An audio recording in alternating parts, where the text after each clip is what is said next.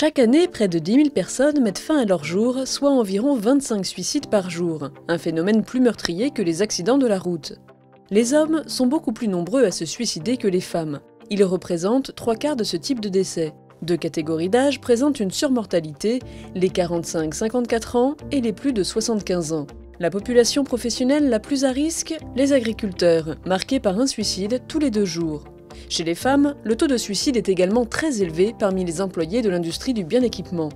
La solitude et la dépression sont les premières raisons invoquées. Quant aux tentatives de suicide, elles sont estimées à environ 200 000 par an.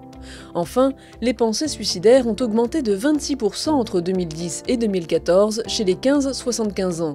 Leur motif, 81% citent une raison personnelle et 27% une raison professionnelle. Ces dernières années, des programmes de prévention du suicide ont été mis en place auprès de populations spécifiques comme les adolescents, les personnes en situation de précarité ou les agriculteurs.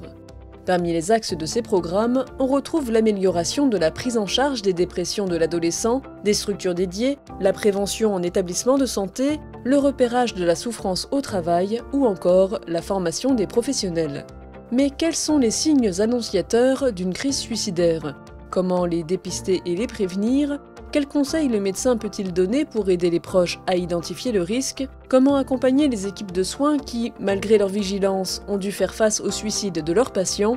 Pour obtenir les réponses à toutes ces questions, rendez-vous le 31 janvier à 20 h pour la conférence virtuelle sur le risque suicidaire. Inscrivez-vous sur prévention-médicale.org.